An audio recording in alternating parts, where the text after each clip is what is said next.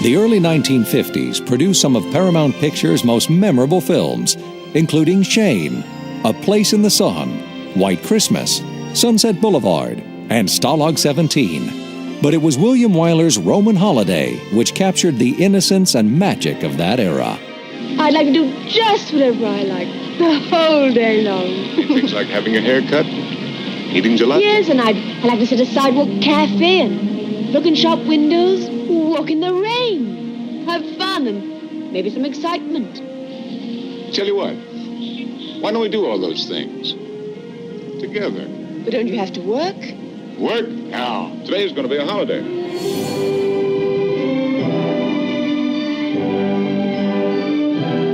Audiences love the fairy tale of a young princess who runs away from her official duties and spends a glorious and unforgettable day with a handsome newspaperman. By 1953, William Wyler had long established himself as one of Hollywood's most successful and brilliant dramatic directors, having won the Best Director Academy Award for Mrs. Miniver and The Best Years of Our Lives. But Roman Holiday would be his first comedy in almost 20 years. I'm constantly amazed by the quality of my father's work and how many of the films, so many decades later, still resonate so well. You know, he started out at Universal making six-day westerns and became one of the biggest directors in town. The thing about William Wyler that struck me, even as a kid, was he was absolutely unique unto himself. And I mean, the respect that Wyler has as a filmmaker, I give him as a human being. He was an artist, and he knew that, and he behaved that way, and he turned out marvelous, marvelous pictures. My father had a terrible time deciding on what film to make next. Usually it was a struggle that took months. Wyler wouldn't do a script that wasn't mechanically properly structured. The story for Roman Holiday was written by Dalton Trumbo. Trumbo was a highly regarded screenwriter in Hollywood, but in the early 1950s he was considered a communist sympathizer by the House Subcommittee on Un-American Activities and was blacklisted by the film community. I never knew until much later that Dalton Trumbo had written that screenplay because everyone kept it a deep secret. Hollywood's had a lot of dark moments in our business, mostly bright, not in dark moments. We had a period of the blacklist, for instance. Dalton Trumbo contributed greatly to Roman Holiday. His name was not on the screen. Are you or have you ever been a member of the Communist Party? I believe I have the right to be confronted with any evidence which supports this question. I should like to see what you have. Dalton Trumbo had just been investigated about HUAC, and he wouldn't talk, and he was going to be imprisoned for, he had a year's prison sentence for communist sympathies and for not talking. I think it's a wonderful story that the writer Ian Hunter fronted for Trumbo. So he realized he was going to have to get some money for his wife and children while he was in jail, so he quickly wrote this screenplay under a pseudonym. He got $50,000, which he gave to Trumbo. And Frank Capra was originally going to direct it, and then he found out it was Dalton Trumbo, and he got nervous. William Wyler stepped in. My father was not afraid to hire people who were blacklisted. Trumbo still managed to write 18 screenplays under pseudonyms during the dark years he was considered an outcast by Hollywood. And it would be 4 more decades before he would officially be recognized for his work. I think later the Writers Guild saw that it was put back on the screen, probably credits like that. It was a tragic period for our industry. But I think our industry is trying to reconcile those days and try to come back. Wyler was keenly aware that the casting of Roman Holiday would be critical to the picture's success. Initially, he had considered Elizabeth Taylor and Gene Simmons for the role of the princess, but since neither was available, he chose a young, unknown actress, and by doing so, launched the film career of one of Hollywood's brightest stars. While working in a small film in Monte Carlo, Audrey Hepburn was spotted by the noted French writer Colette, Colette, intrigued by the young actress's beauty and demeanor, insisted that she be considered for the title role for the upcoming Broadway production of her play, Gigi, a part that Hepburn easily won. Coincidentally, at the same time, Paramount had also heard about this young actress. The first big picture that Audrey Hepburn did for us, of course, was Roman Holiday, which was shot in Rome. And it was the first picture she'd done in America. I mean, she had had roles before, but not in major films. She'd done Broadway, she'd done Gigi on Broadway, so she wasn't just the ugly duckling who suddenly sprouted, but there was a little of that. There was a little bit of a fairy tale story in her own leap to stardom. Well, I think my father was very excited to find Audrey Hepburn. It was something of a fluke because she was completely unknown. He decided to do a test of her, and although he wasn't able to stay and film it himself, he told the director to ask the cameraman and the sound man to keep them both rolling after the director said cut, so that she would relax and they would be able to see her in a relaxed state. You spent the whole war in Arnhem? Yes. Wasn't it pretty awful?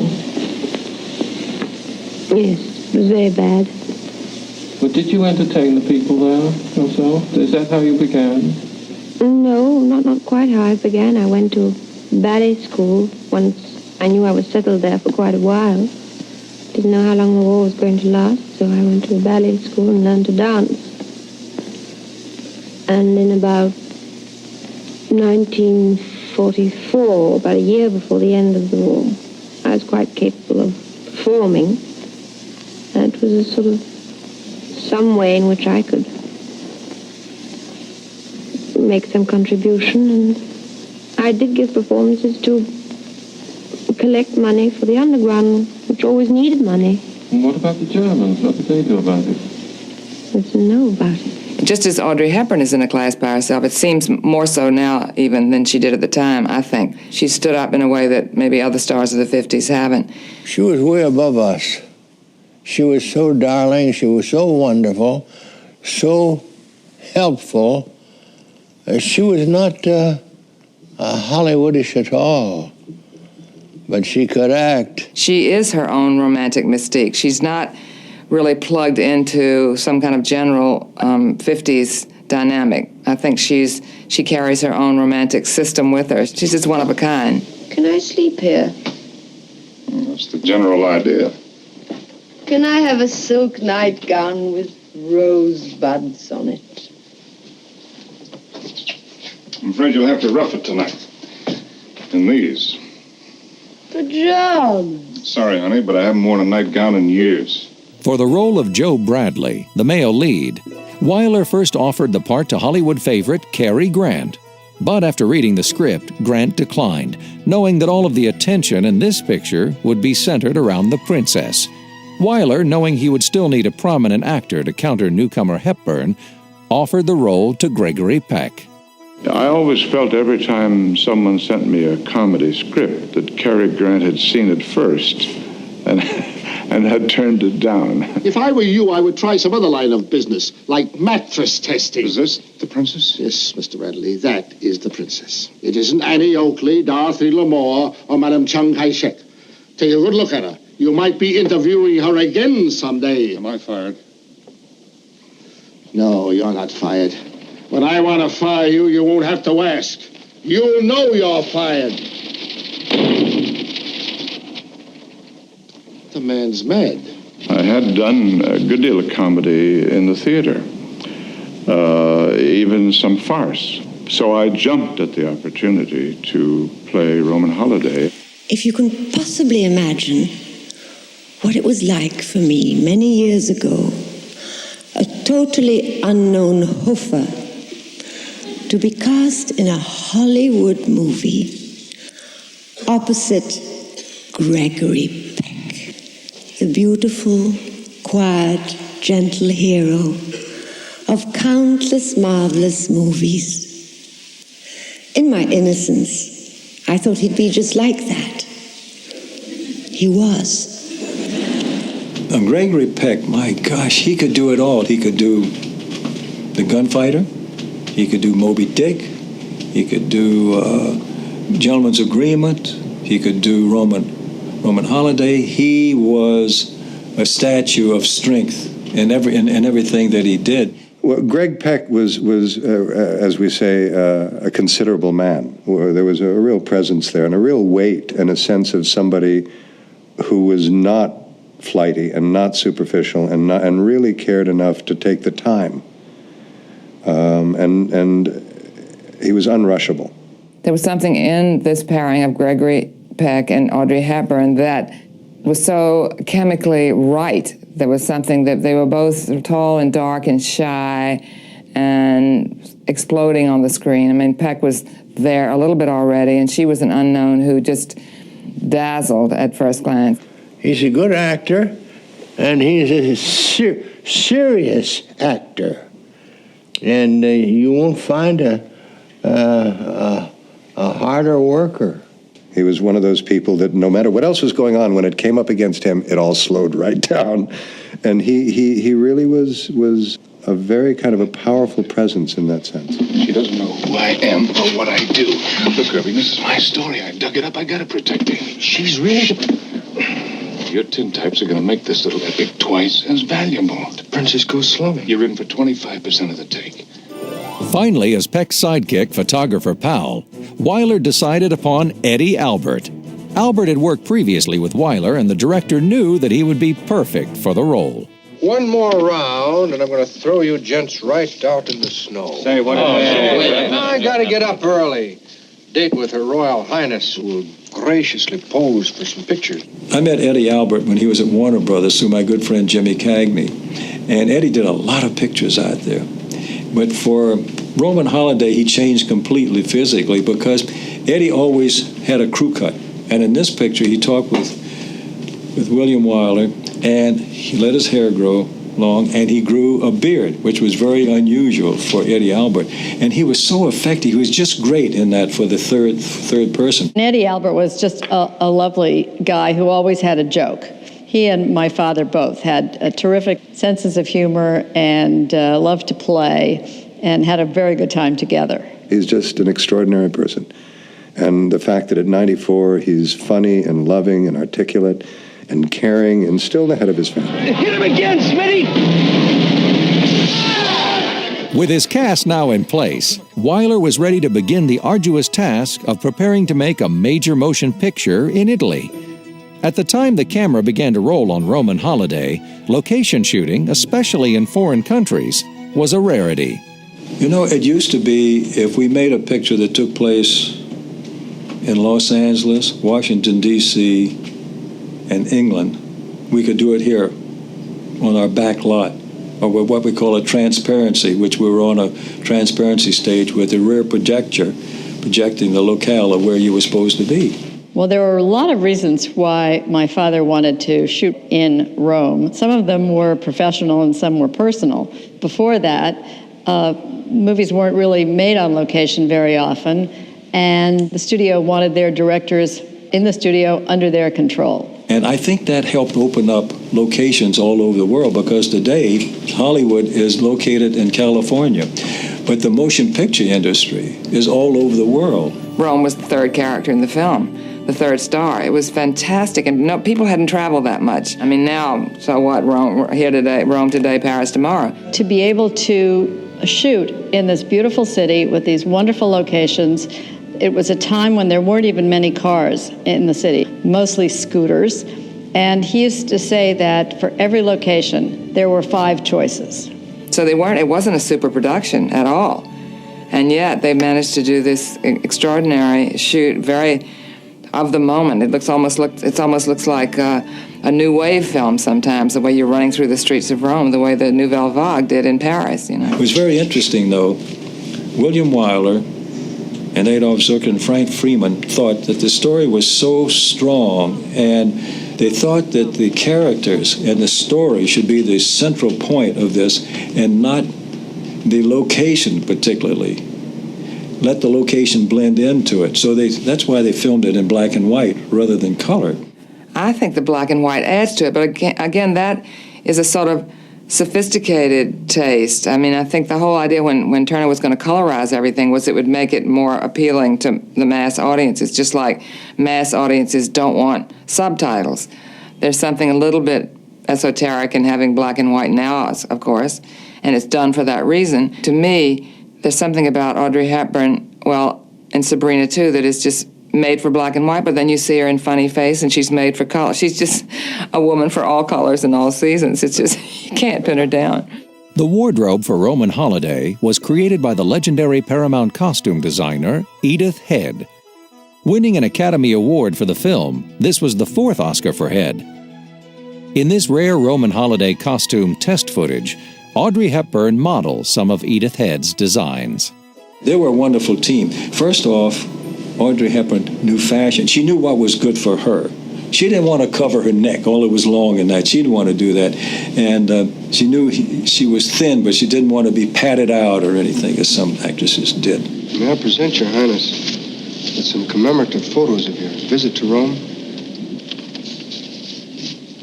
The dailies started coming in because the film was printed there in Rome. They saw it first and then sent it here. And within a week, everybody on the lot was saying, wait till you see this Audrey Hepburn. She is marvelous in this picture. They say she's tall, thin. Some people even said skinny. She's got this long neck. She's got the bony structure.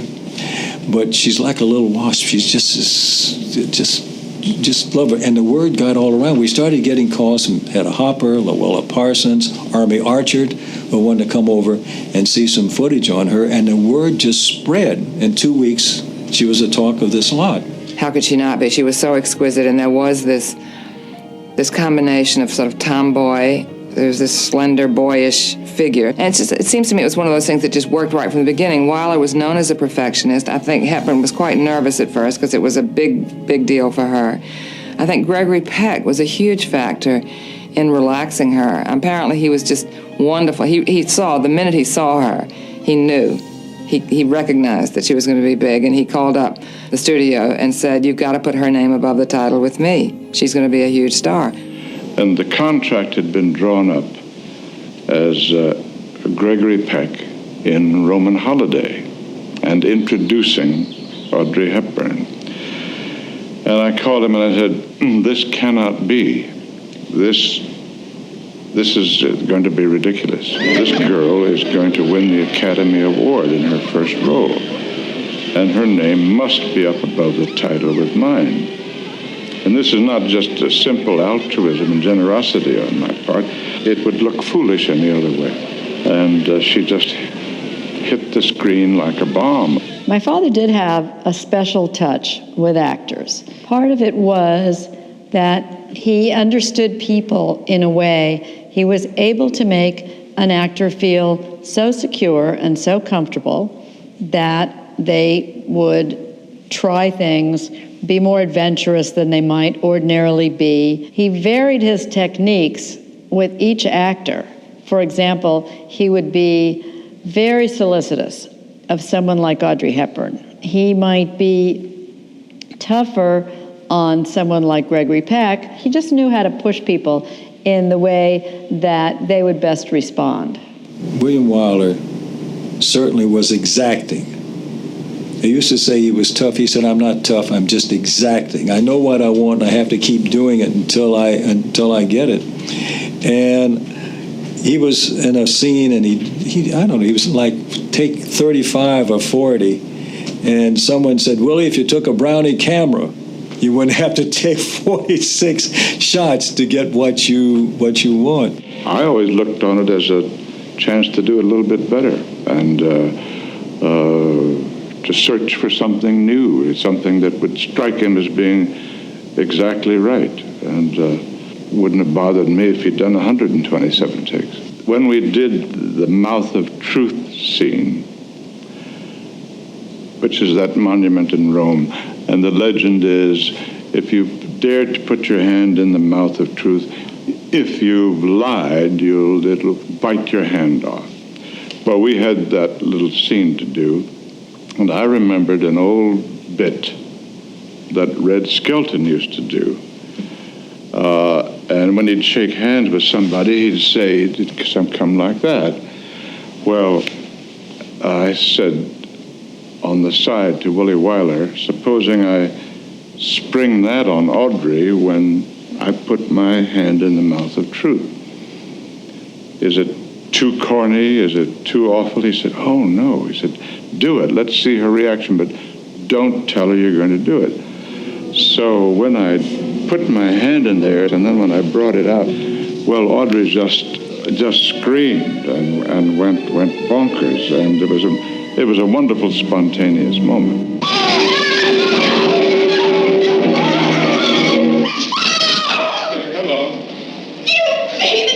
That was only one take. I remember that it was a very hot summer in Rome. There were a lot of big scenes in old palaces where the temperature would get up to 110 or so. I was 12 and my sister was 9, and my father decided that he would squeeze us into a scene at the Trevi Fountain. Gregory Peck is looking wildly for a camera to document the Princess Audrey Hepburn's getting her hair cut off. He sees this bunch of schoolgirls and tries to get the camera from around the neck of one of them. That's my sister who got the close-up. And a girl in the background, me, calls for the teacher. My line was, "Hey, Miss Weber." Miss Weber? Just for a couple of minutes. My sister and I were exercised because all the other girls got $30. And my father said he wouldn't dream of putting us on the payroll, and gave us each 1,000 lira, which was about $1.50. As the film was being prepared for release, a true life drama involving a princess and a commoner was taking place in Britain. Princess Margaret, the sister of Queen Elizabeth, was seeing Peter Townsend, a divorced commoner. Margaret had hoped to marry Townsend, but as in the film, duty proved to be more important than happiness, and sadly their romance ended. While I was doing the publicity campaign for Audrey Hepburn on Roman Holiday about Academy Award, there was an event that happened over in England that was similar, where a royal was involved with a commoner. In this case, it was Princess Margaret and Peter Townsend. This was made at the time that Margaret was having to decide whether or not to marry Peter Townsend. So this was very much in everybody's mind and interest. But there was a kind of almost arranged marriage feeling about marriages in the 50s. It seems as though the romance between Princess Margaret and Peter Townsend was just serendipitously beneficial to the movie. And this was a big romance on all the headlines of all the pages, and it just played perfectly for our campaign because that's what our story was about. Somebody even accused me of arranging this royal romance with this commoner, and I have to tell you here, I didn't do it. It came as no surprise when Roman Holiday was nominated for 10 Academy Awards, including Best Picture and Best Director. In the 1950s, the Oscars were hosted in both Hollywood and New York, with simultaneous broadcasts. Roman Holiday had won 2 Oscars earlier in the evening, but anticipation was electric when the name of the Best Actress Award was announced. Ladies and gentlemen, in New York City, Miss Audrey Hepburn in Roman Holiday.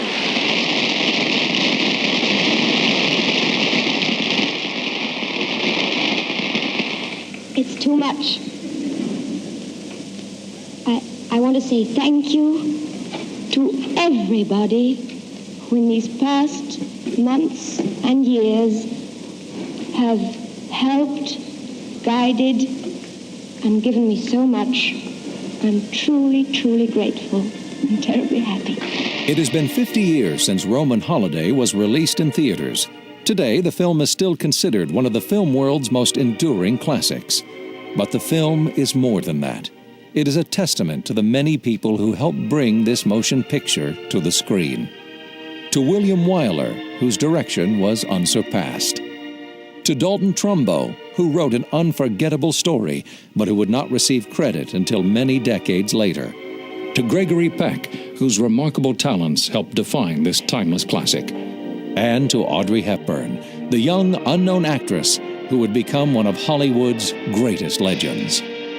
I will cherish my visit here in memory as long as I live.